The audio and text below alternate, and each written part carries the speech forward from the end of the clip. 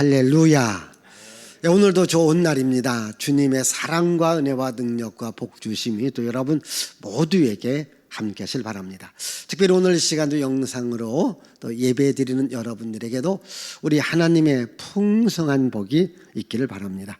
오늘 이 시간에는 어린 양 되시는 예수님에 대해서 말씀을 드립니다.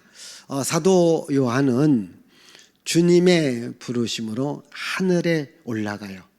이 하늘에 올라가서 하나님의 영광의 보좌를 보게 되죠.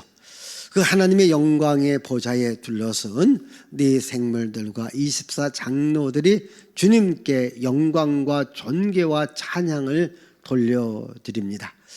또 요한이 무엇을 봅니까? 바로 그 하나님 오른손에 두루마리가 있는 것을 발견해요. 그런데 그 두루마리는 볼 수도 읽을 수 없이 도장이 찍혀져 있어요.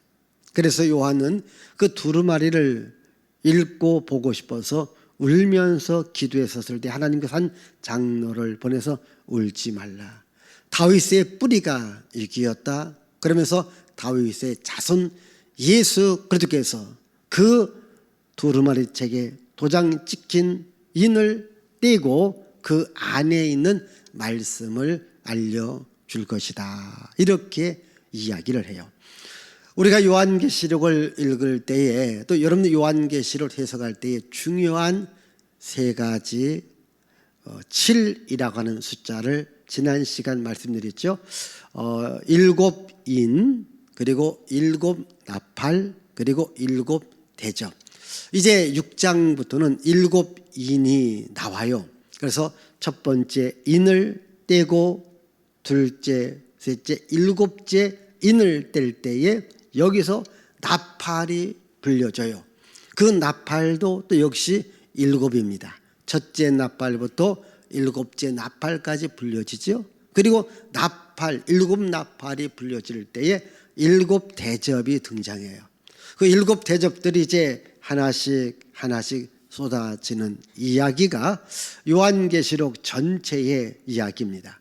그래서 오늘은 이제 다음 시간 그 7인의 첫 번째 인이 띄어지는데 그 7인을 때릴 수 있는 예수님께서 그 7 두루마리 책을 갖고 계셨다. 그래서 오늘 말씀 우리 6절과 7절을 우리 같이 읽습니다. 6절, 7절. 내가 또 보니 보좌와 내 생물과 장로들 사이에 한 어린 양이 서 있는데 일찍이 죽임을 당한 것 같더라. 그에게 7 뿔과 7 눈이 있으니 이 눈들은 온 땅에 보내심을 받은 하나님의 7 영이더라. 그 어린 양이 나와서 보좌에 앉으신 이의 오른손에서 두루마리를 취하시리니. 예, 여기 보시면요, 어린 양 되시는 예수 그리스도께서 두루마리를 갖고 계셨다 이렇게 말합니다.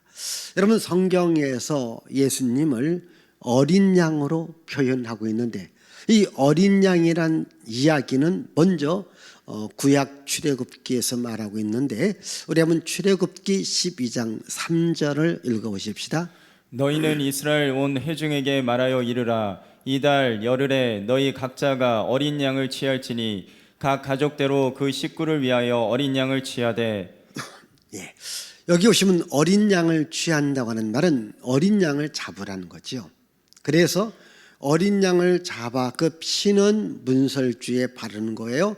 고기는 먹는 거예요. 이러면은 그 피를 문에 바른 집에는 재앙이 오지 않습니다.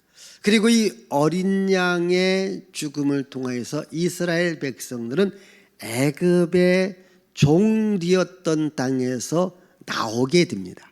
그래서 우리가 출애굽인데요, 이것은 영적으로 우리가 구원받음을 말합니다. 이제 인간이 구원을 받음에 있어서 이 어린 양이 죽는 것은 매우 중요한 사건입니다. 왜냐하면 사람들이 죄를 져요. 성경에서 죄의 삭은 죽음이다 이렇게 말하거든요. 그래서 우리가 죄를 짓기 때문에 우리가 죽어야 되는데 내 대신해서 어린 양이 죽어요. 그러면 어린 양이 죽으면 나를 대신해서 죽었기 때문에 내가 죄 사함을 받아요. 내가 용서를 받아요. 내가 구원을 받아요. 그래서 출애굽기 12장에는 이스라엘 백성들이 출애굽의 사건에서 어린 양의 죽음을 말하고 있죠. 그 출애굽의 이야기는 하나님의 구원의 사건을 보여주고 있습니다. 이 어린 양의 죽음을 구약 성경 이사야는 이사야 53장 6절과 7절에서 우리의 죄를 가지고 어린 양 되시는 예수님이 죽는다, 이렇게 예언하고 있죠. 우리 이사야 53장 6절을 읽습니다. 우리는 다 양 같아서 그릇 행하여 각기 제 길로 갔거늘 여호와께서는 우리 모두의 죄악을 그에게 담당시키셨도다. 7절. 그가 곤욕을 당하여 괴로울 때에도 그의 입을 열지 아니하였으며 마치 도수장으로 끌려가는 어린 양과 털 깎는 자 앞에서 잠잠한 양 같이 그의 입을 열지 아니하였도다. 저기 본 어린 양의 죽음을 말하고 있는데, 어린 양이 도수장으로 가요. 죽으러 가는데 아무 소리를 하지 않았다는 거예요. 아무 반응도 하지 않았다는 거예요. 이렇게 소 같은 경우를 도축할 때 보면 우리가 보통 소가 도살장으로 간다고 하잖아요. 소도 안 돼요. 안 가려고 한대요. 뒤로 뺀대요. 그런데 양은, 앞에 양이 죽잖아요. 그럼 자기도 뒤따라서 거기 서 있는데요. 그래서 같이 죽는데요. 바로 예수 그리스도께서 골고다 언덕길을 올라 이제 십자가에 죽기까지 자기한테 침을 뱉고 욕을 하고 채찍을 때리고 그리고 못을 박는 그 군중을 향하여, 또한 자기를 대적하는 자들은 한마디 입을 열지 않은 거야. 어떠한 원망도 어떠한 불평도 하지 않았어요. 그냥 묵묵히 십자가를 지고 가고 그 십자가에서 예수께서 죽으신 거예요. 왜? 우리의 죄를 담당하기 위해서죠.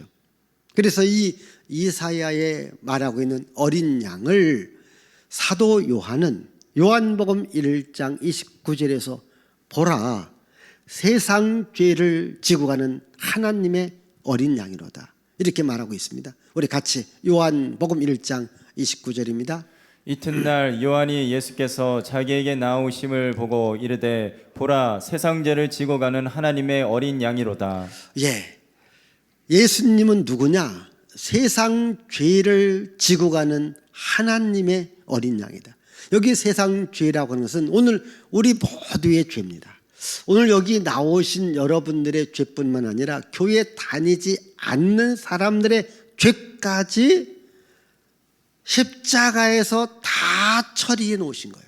그래서 이제 누구든지 십자가에서 죽으신 예수님을 믿으면 죄 사함 받아요. 구원 받아요. 하나님 자녀가 돼요. 이게 뭐냐? 기독교의 가장 핵심적인 진리입니다. 오늘 여러분들이 할 것은 예수님을 믿는 거예요. 사람들이 예수를 알아요. 십자가에 죽은 것도 알아요. 부활한 것도 아는 사람도 있고 모르는 사람도 있어요. 근데 어쨌든 예수를 알아요. 근데 여러분, 예수 아는 것도 중요하지만 더 중요한 게 뭐예요? 예수를 믿는 것이 중요해요. 어떠한 예수를 믿느냐? 나의 죄를 가지고 십자가에 죽으시고 부활하신 예수를 믿는 거예요. 나의 죄를 가지고 십자가에 죽으시고 부활하신 예수님을 믿으면 누구든지 죄 사함을 받아요. 구원 받습니다. 하나님의 자녀가 됩니다. 이것만은 여러분들이 반드시 꼭 알 수 있기를 바라요. 이것은 우리가 어떤 노력과 수고를 통해서 얻는 것이 아니라 예수 그리스도께서 친히 십자가에 어린 양으로서 죽으심으로 우리의 모든 죄값을 지불하셨다. 이걸 믿는 것이 우리의 믿음이고, 이 믿음 속에 죄사함과 구원과 생명이 있고 우리가 하나님의 찬양해야 됩니다. 그 예수님은 어떠한 분입니까? 오늘 성경 말씀에 7뿔과 7눈이 있다. 이 말은 7이라는 숫자는 완전한 수라고 말씀드렸습니다. 예수님은 완전하신 분, 죄가 없는, 흠이 없는, 죄가 없는, 어떠한 허물이 없는 완전하신 예수님. 인간의 죄를 용서할 수 있고 인간에게 구원과 생명을 줄 수 있는 분, 그리고 성령 하나님과 함께, 우리와 함께 하시는 예수님인 것을 말하고 있습니다. 즉 완전하신 예수님이십니다. 여러분, 세상에 많고 많은 사람이 있지만은 인간의 죄를 갖고 십자가에 죽으신 분은 예수님밖에는 없습니다. 인간에게 생명을 주고 구원을 주고 능력을 주고 복을 줄 분은 예수님밖에 없습니다. 이걸 지금 말하고 있습니다. 십자가에서 어린 양으로 죽으신 예수, 그분만이 우리들에게 생명을 주고 구원을 주고 능력을 주신다, 이렇게 말합니다. 그 예수님께서 이제 두루마리 책을 갖고 계신 거예요. 이 두루마리 책을 갖고 계셔서 이 두루마리의 인을 하나씩 떼는 장면이 6장부터 나옵니다. 그 두루마리 책의 인을 하나씩 떼면서 이제 하나님께서 어떻게 역사를 이끌어 가고 있는지를 보여주고 있습니다. 여러분, 역사의 중심은요, 어떠한 정치가라든가 어떠한 군인이라든가 어떠한 사상가라든가 어떠한 똑똑한 사람이 역사를 이끌어가는 게 아닙니다. 역사는 누가 이끌어갑니까? 바로 하나님이 이끌어가고, 그 역사의 중심에 누가 계십니까? 예수님이 계시는 겁니다. 그래서 우리는 역사는 나 중심의 역사관을 갖는 것이 아니라 성경적 역사관을 가져야 되는 겁니다. 나 중심의 삶에서 교회 중심의 삶, 하나님 중심의 삶으로 내 삶이 바뀌어져야 돼요. 또 우리는요, 세상 나라에서 하나님 나라를 바라보며 살아가야 돼요. 우리는 세상 나라만 있는 줄 알고 살아가고 있지 않습니까? 그러나 성경은 분명히 하나님의 나라를 말하고 있어요. 지금 요한도 하나님 나라에 가서 하나님을 보았고, 그 하나님 오른손에 있는 두루마리 책을 보았고, 그 두루마리 책을 갖고 계시고 인을 떼실 어린 양, 십자가에 죽으신 예수님을 보게 되었다고 하는 겁니다. 그래서 역사는 하나님 시간표대로 흘러가고 있는데, 오늘의 우리 역사는 영원한 역사가 아니라 언젠가 역사가 끝나는 종말의 때가 있고, 그 종말의 때는 예수님 재림할 때요. 예수님 재림할 때에 우리는 하늘문이 열려서 우리가 하나님 나라에 들어간다, 이 믿음을 여러분들이 가질 수 있기를 바라요. 이제 두루마리 책을 갖고 계신 그 예수님을 보면서 네 생물과 24 장로들이 엎드려 경배합니다. 검은 고를 가지고 또 향이 담겨져 있는 금대접을 가지고 그 예수님께 경배와 찬양을 돌려드렸죠. 자, 오늘 말씀 가운데 이제 8절, 자 8절을 우리 다 같이 읽습니다. 그 두루마리를 취하심에 내 생물과 24 장로들이 그 어린 양 앞에 엎드려 각각 검은 고와 향이 가득한 금대접을 가졌으니 이 향은 성도의 기도들이라. 예, 두루마리를 갖고 계신 예수님을 보면서 네 생물과 24 장로들이 엎드려 경배한 거예요. 근데 여기 보면 검은 고가 등장하잖아요. 이 검은 고는 뭐냐면 악기잖아요. 아끼면서 특별히 주님을 찬양할 때에 이 검은 거를 보통 탄다라고 이야기를 해요. 주님께 경배와 영광과 찬양을 돌려드리는 겁니다. 여러분, 우리가 주님께 영광과 경배와 찬양을 돌려드리면 역사의 주인 되신 예수께서 우리 인생에게 은혜와 생명과 승리와 복을 주시는 거예요. 구약 성경 열왕기하 우리 3장 15절을 우리 한번 읽어보십시다. 이제 내게로 검은 고 탈 자를 불러오소서 하니라. 검은 거 타는 자가 검은 거를 탈 때에 여호와의 손이 엘리사 위에 있더니 예, 지금 이스라엘 민족이 전쟁의 위기를 맞이하게 된 거예요. 그때 하나님께서 엘리사 선지자를 통하여서 검은 고 탈 자를 모집해요. 그래서 검은 거를 타면서 하나님께 영광과 존귀와 찬양을 돌리게 합니다. 이 선지자의 말대로 검은 고 탈 자를 모아서 하나님께 영광과 찬양을 하게 됐을 때에 전쟁에서 이기더라는 거예요. 아멘. 전쟁에서 승리하는 겁니다. 이 똑같은 사건이 여호사밧 왕 때에 또 한 번 일어나거든요. 우리 이제 역대하 20장 21절 22절 읽어보십시다. 백성과 더불어 의논하고 노래하는 자들을 택하여 거룩한 예복을 입히고 군대 앞에서 행진하며 여호와를 찬송하여 이르기를 여호와께 감사하세 그의 인자하심이 영원하도다 하게 하였더니 22절 그 노래와 찬송이 시작될 때에 여호와께서 복병을 두어 유다를 치러 온 암몬 자손과 모압과 세일산 주민들을 치게 하심으로 그들이 패하였으니 저기 보십시다. 노래와 찬송이 시작될 때에 적군을 물리쳐 주시더라는 거예요. 노래와 찬송이 시작될 때에 승리하게 되더라는 거예요. 그럼 어떻게 이들이 노래했을까요? 똑같은 말씀 28절입니다. 그들이 비파와 수금과 나팔을 합주하고 예루살렘에 이르러 여호와의 전에 나아가니라. 예, 비파와 수금과 나팔을 합주하게 돼요.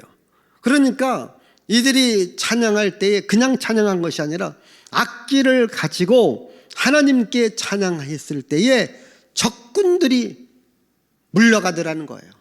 여러분 보십시다. 전쟁이 일어나면요, 가장 먼저 할 것이 뭐예요? 방어적인 태세와 공격적 태세를 가져야 되지 않습니까? 여러분, 공격하기 위해서는 무기가 필요해요. 그러면 지금 전쟁이 났다고 하면은 무기를 준비해서 어찌하든 전에 적들을 물리쳐야 되는데, 하나님의 승리의 방법 중에는 때로는 하나님께 영광과 경배와 찬양을 돌려드려라, 이렇게 말하고 있습니다. 여러분, 전쟁 났을 때에 무기가 굉장히 중요하지 않습니까? 여러분, 무기라도 없으면 뭐라도 준비해서 던져야 돼요. 돌멩이라도 던져야 되잖아요. 여러분, 저 앞에 행주산성 있지 않습니까? 왜 행주산성이에요? 우리 장군이 외적을 물리칠 때에 무기가 부족하니까 여인들한테 행주치마에 돌을 담아서 돌을 던지지 않습니까? 그래서 이긴 거예요. 뭔가 여러분 무기가 있어야 되지 않습니까? 근데 지금 하나님은 무기를 준비하라고 하지 않고 악기를 준비해서 나에게 영광과 경배를 돌려라, 그대로 한 겁니다. 그러니까 이기더라는 거예요. 오늘 우리는 수많은 전쟁 같은 상황에서 우리가 살아가고 있습니다. 수많은 전쟁 같은 상황에서 우리가 이기기 위해서는 어떻게 해야 됩니까? 하나님께 감사와 찬양과 영광과 존귀를 여러분들이 돌려드리기를 바라요. 예배 생활을 잘해야 된다, 이 말이죠. 우리가 지금 이게 어려운 시대에 살아가고 있잖아요. 어려운 시대에 살아가고 있어도 하나님을 향한 예배는 조금도 여러분들이 멈춰서는 안 되는 겁니다. 항상 예배의 자로 살아가야 되는 거예요. 이럴 때 전쟁 같은 상황도 우리가 이길 수 있도록 하나님께서 도와주시는 거예요. 여러분, 내가 아무리 힘이 있고 능력이 있어도요, 하나님이 도와주지 않으면 질 수밖에 없고, 내가 아무 힘이 없어요. 지금 제가 읽어드린 이 말씀 가운데 이스라엘 왕들이, 유다 왕들이 힘이 없어요. 능력이 없어요. 하나님이 함께 하니까 이기더라는 거예요. 하나님께서 도와주시니까 승리하더라는 겁니다. 그래서 우리는 모든 악기를 통해서 하나님을 찬양해야 되거든요. 여러분, 하나님을 가장 잘 찬양하는 사람이 누구예요? 다윗이잖아요. 그래서 여러분, 다윗은 이스라엘 역사 가운데 가장 위대한 왕이 된 겁니다. 왜 그가 위대한 왕이 됐을까요? 전쟁에서 이깁니다. 나라를 부강하게 만들었어요. 모든 일을 잘 되게 만들었어요. 그 비결이 어디 있습니까? 하나님을 찬양함에 있잖아요. 하나님을 찬양함에 있는 그 증거가 어디에 있습니까? 구약 성경 시편의 말씀이잖아요. 여러분 시편의 말씀은 여호와 하나님을 찬양하는 말씀이잖아요. 시편 150편이에요. 우리 그중에 150편 우리 3절 4절 한번 읽어보십시다. 나팔 소리로 찬양하며 비파와 수금으로 찬양할지어다. 소고치며 춤추어 찬양하며 현악과 퉁소로 찬양할지어다. 저기 보시면요, 나팔과 비파와 수금, 현악, 퉁소, 소고 이런 악기들이 등장해요. 이런 악기를 가지고 주님을 찬양하라는 거예요. 여러분 우리 교회도 악기가 있어요. 세상에 수많은 악기들이 있습니다. 여러분 우리는 악기를 가지고 먼저 하나님을 찬양하는 데 사용해야 됩니다. 여러분 저 악기가요 두 가지 종류가 있습니다. 하나는 사람들을 즐기고 또 사람들한테 향락을 주고 그러면 사람들을 타락하게 만들 수 있는 그 악기도 되어질 수 있어요. 여러분 가장 먼저 악기를 사용한 사람이 누군지 아십니까? 그 기록이 어디 있는지 아십니까? 구약성경 창세기 4장에 나와요. 바로 가인의 후예들입니다. 타락한 자의 후예들입니다. 이들이 악기를 가지고 먹고 놀고 마시고 즐기는데 사용하는 거예요. 우리는 하나님께 감사와 찬양과 영광을 돌리는데 사용해야 되겠죠. 여러분 자녀들이 여러분들이 악기를 배울 때도 나는 하나님께 영광과 찬양과 존귀를 돌려드려야 되겠다, 이런 믿음을 가지고 악기도 배우고 악기를 사용할 수 있기를 바랍니다. 모든 악기를 동원해서 내 입술을 동원해서 아니 손뼉을 쳐가면서라도 주님을 찬양할 때 주께서 우리들에게 승리를 주십니다. 이제 검은고와 금 대접의 향을 갖고 주님을 찬양하는데 이 향은 성도들의 기도다, 이렇게 말합니다.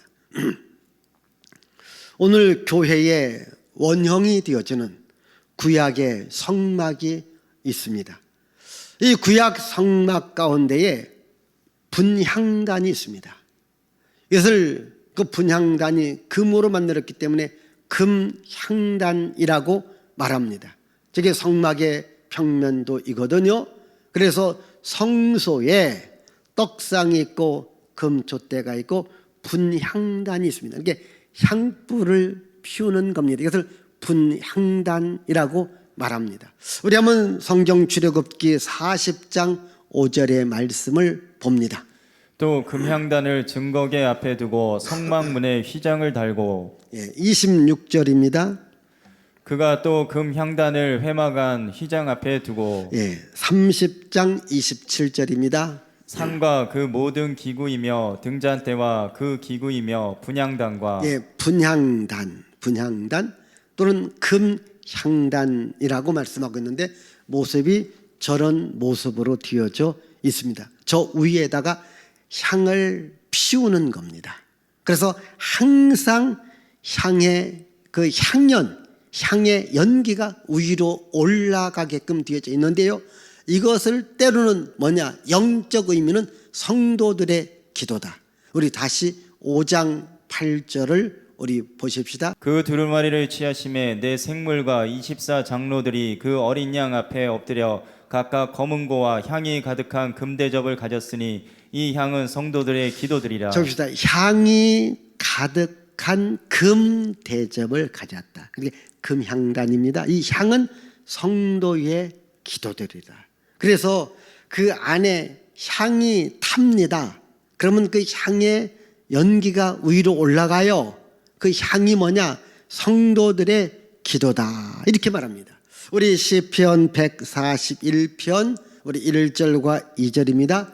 시편 여호와여, 내가 주를 불렀사오니 속히 내게 오시옵소서. 내가 주께 부르짖을 때에 내 음성에 귀를 기울이소서. 나의 기도가 주의 앞에 분향함과 같이 되며 나의 손드는 것이 저녁 제사같이 되게 하소서. 나의 기도가 주 앞에 분향함과 같이 된다. 우리의 기도. 자, 여러분, 지금 분향한다, 즉 이것은 하나님께 기도하는데 기도의 내용이 뭡니까? 하나님, 이 나라, 이 민족, 이 땅에 하나님의 나라가 이루어지기를 원합니다. 하나님의 뜻이 이루어지기를 원합니다. 이거거든요. 즉 하나님이 통치하시는 나라, 하나님이 다스리시는 나라가 되기를 원합니다 라고 기도하더라는 거예요. 여러분들은 나라와 민족을 놓고 기도해야 돼요.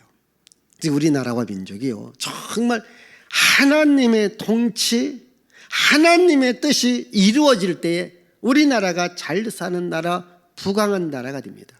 보십시다. 우리 어느 나라든지 성경적인 내용으로 법을 만들어요.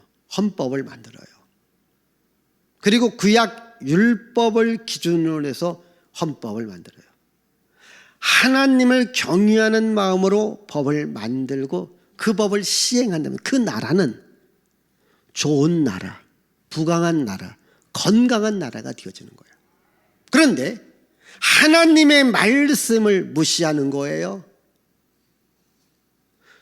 율법을 무시하는 거예요. 이런 법이 만들어지면요, 백성들이 괴로운 거예요. 우리 기독교가 간간히 이 정부를 향해서 이런 법은 안 만들었으면 좋겠다. 그게 뭐냐면 성경에 어긋나기 때문에 그렇습니다. 예수 그리스도가 통치하는 나라, 여러분 역사의 중심에 예수님이 있고 예수님 말씀대로 이제 두루마리 체계인이 하나씩 떼어질 때마다 그런 일들이 일어나고 있다는 거예요. 그렇다면 하나님의 나라가 통치되게끔, 여러분 교회가 뭐예요? 하나님의 나라가 이 땅에 통치되게끔 우리 기독교인들이 살아가는 거예요. 사실 우리 기독교인들이요, 좋은 정치인도 되고요, 좋은 경제인도 되고, 좋은 군인도 되고, 좋은 교육자도 되어지고요, 또 좋은 외교관도 되어야 돼요. 그래서 하나님의 나라가 이 땅에 이루어지도록 해야 되는 거예요. 이렇게 지금 성도들의 기도가 필요하다는 거예요. 지금 두루마리 책을 갖고 계신 그 주님을 보면서 24장로와 생물들이 하나님께 찬양하고 기도하더라는 거예요. 기도는 뭐냐? 성도들의 기도라는 거죠. 여러분 나라와 민족을 놓고 늘 기도하고, 여러분 개인의 영적 생활 또 개인의 삶을 놓고도 늘 하나님께 기도하기를 바랍니다. 자, 그리고 그 다음 그 예수께서 두루마리째를 갖고 계신데 두루마리의 인봉을 떼기에 예수님께서 합당하시다. 이것을 오늘 9절에서 10절 말씀하고 있거든요. 9절과 10절 읽습니다. 그들이 새 노래를 불러 이르되 두루마리를 가지시고 그 인봉을 떼기에 합당하시도다. 일찍이 죽임을 당하사 각 족속과 방언과 백성과 나라 가운데서 사람들을 피로 사서 하나님께 드리시고 10절 그들로 우리 하나님 앞에서 나라와 제사장들을 삼으셨으니 그들이 땅에서 왕노릇 하리로다 하더라. 예, 저기 보시면요, 그 예수님께서 두루마리 책에 인봉을 떼시기에 합당한 이유를 세 가지로 말하는데, 우리 첫째 이유 같이 읽습니다. 어린 양 되시는 예수님께서 대속적인 죽음. 예, 어린 양 되시는 예수께서 대속적 죽음이라고 하는 것은 내가 죄 때문에 죽어야 되는데 예수님이 대신 죽어 주신 거예요. 그래서 우리들에게 생명과 구원을 주셨기 때문에 그분만이 영적 비밀이 담겨져 있는 그 책의 인봉을 때릴 수 있다는 얘기예요. 두 번째 이유입니다. 어린 양 되시는 예수님께서 각 족속과 방언과 백성과 나라 가운데서 사람들을 피로 사서 하나님께 드림. 자, 이 말은 뭐냐면 우리 모두를 자신의 핏값으로 우리를 사서 하나님께 드린 거예요. 그래서 우리로 하여금 하나님 나라의 백성, 하나님 나라의 자녀로 하나님 나라에서 영원히 살게끔 우리를 만들어 주셨다는 거예요. 여러분, 우리 인간으로 하여금 하나님 자녀로 삼아주시고 하나님 나라에서 영원히 살 수 있도록 만들어 주실 분이 누군가요? 아무도 없습니다. 그러나 어린 양으로 십자가에 죽으신 예수님만이 우리에게 영원한 생명, 영원한 하나님 자녀로 살게 하셨기 때문에 두루마리 책을 떼기에 합당하신 분이다. 세 번째입니다. 우리를 하나님 앞에서 나라와 제사장을 삼아 주심. 예, 우리를 하나님 앞에서요, 나라와 제사장을 삼으셨다.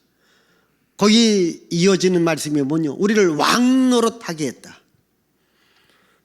우리를 하나님 나라로 삼아주셨고 하나님 나라의 제사장으로 삼아주셨다. 우리를 왕으로 제사장으로 삼아주셨다는 거예요. 구약 이스라엘 백성에서 가장 중요한 지도자, 왕 제사장. 이제 예수님께서 우리를 왕으로 제사장으로 삼아주셨다. 여러분 잘 보십시다. 예수님께서 우리의 위치와 신분을 최고로 높여주신 거예요. 우리를 하나님 자녀 삼아주셨지요. 우리에게 하나님 나라를 주잖아요. 그리고 하나님 나라에서 우리를 왕노릇하게끔 또 제사장 같은 존귀한 신분으로 바꾸어 주셨다는 거예요. 여러분 이것이 얼마나 중요해요. 예? 생각해 봅시다. 우리 자신을 하나님 자녀 삼아서 영원히 하늘나라에 살게 하시고 왕 같은 제사장 같은 이런 신분으로 우리를 높여 주셨다는 거죠. 한번 생각해 보십시다. 여러분들도 누군가가 나를 높여주고 나를 사랑해주고 나한테 좋은 것을 많이 주면은 그 사람을 굉장히 좋아해요. 반대로 누군가가 나를 짓밟습니다. 나를 향하여 욕합니다. 나를 비방합니다. 그러면요 굉장히 싫어요. 그 사람 위해서 일하고 싶지 않습니다. 그러나 나를 가장 존귀한 존재, 가장 높은 존재, 가장 영화로운 존재로 나를 만들어 주신 분, 그분이 예수님이십니다. 여러분 세상에 어떠한 종교가 어떠한 사람이 우리 인간의 신분과 위치를 가장 존귀하게 만들어 주시나요? 없습니다. 그래서 우리는 그 주님을 위하여 주님의 몸된 교회를 우리가 생명 바쳐 일하는 거예요. 생명 바쳐 일하는 거예요. 여러분 기독교 신앙이요 가장 강력한 힘이 있는데요. 그 힘이 어디서 나오는 줄 아십니까? 생명 바쳐 주님 위해서 일하고 생명 바쳐 주님의 몸된 교회로서 일하기 때문에 그렇습니다. 이걸 가리켜서 순교적 신앙이라고 해요. 기독교 2000년의 역사를 보면요 이 기독교를 교회를 핍박하고 또 기독교인들을 죽이는 이런 일들이 얼마나 많은지요. 왜? 기독교를 없이 하려고요. 그런데 여러분 기독교가 없어졌나요? 아닙니다. 차라리 우리를 죽여라. 이 순교적 자세, 순교적 신앙을 갖고 온 겁니다. 왜 그럴까요? 나를 가장 높여주신 그 예수님, 나를 하나님 자녀 삼아주시고 영원한 하나님 나라를 주시고 거기서 왕노릇하게 하시는 그분을 위해서라면 우리가 생명 바쳐 살 수 있다고 하는 거예요. 오늘 여러분들의 위치와 신분을 가장 존귀하게 가장 영광스럽게 만들어주신 그 주님께 우리도 정말 몸과 마음과 생명을 다해 그 주님을 사랑하고 주님을 섬기고 주님을 찬양할 수 있기를 바라요. 그래서 마지막 결론으로 11절에서 14절까지 바로 수많은 천군 천사들이 주님을 찬양하고 있죠. 피조물도 찬양하고 있죠. 우리 11절 읽습니다.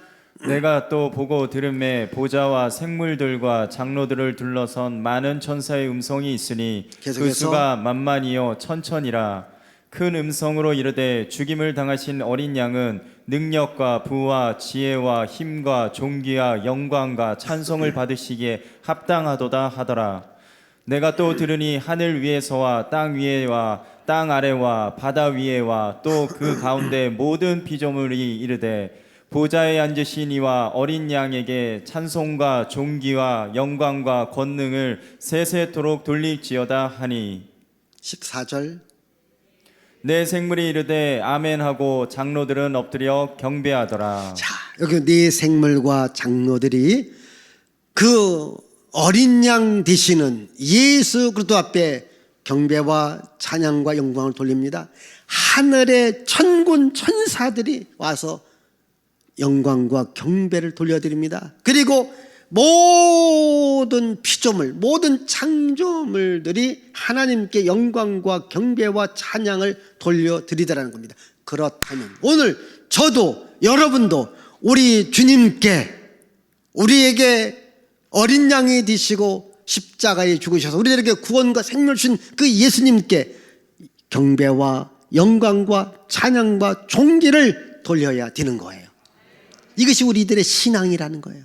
여러분, 신앙은요, 나를 구원하신 그 주님께 영광과 경배와 찬양을 돌려드리는 거예요. 그러면 내가 주님께 영광과 경배와 찬양을 돌려드리면 주님은 나를 가장 존귀하게, 이 땅에서도 존귀하게 만들어 주시는데, 여러분, 내가 믿는 예수님이 누군가 한번 알아보십시다. 그리고 어떻게 영광과 경배와 찬양을 돌려드렸는지 12절, 다시 12절 보십시다.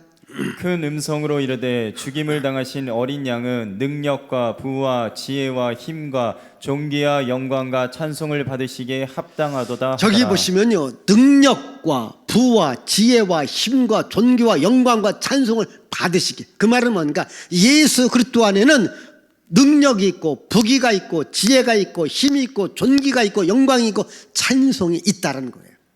그래서 우리가 그렇게 주께 영광 돌리면 주님은 그 복을 그대로 우리들에게 주시는 거예요. 여러분, 가만히 생각해 보십시다. 만약 부모가 자녀한테 뭘 주고 싶어요, 어떻게 하면 줄 수 있나요? 있어야 줍니다. 없으면 못 줘요. 그렇지 않습니까? 여러분, 원하는 것 갖고 있으면 줄 수 있어요. 아무것도 없어요, 못 줍니다. 그러나 여러분, 예수 그리스도 안에 부귀가 있고 지혜가 있고 영광이 있고 능력이 있습니다. 우리 한번 골로새서 2장 3절을 읽습니다. 예수님 안에는 지혜와 지식의 모든 보화가 감춰져 있느니라. 여러분, 예수님 안에는요, 지혜와 지식과 모든 보화가 감추어져 있습니다. 우리가 주님을 찬양하고 주께 영광과 존귀를 돌려드리면요, 그 예수 안에 있는 모든 보화가 우리에게 임하는 거예요.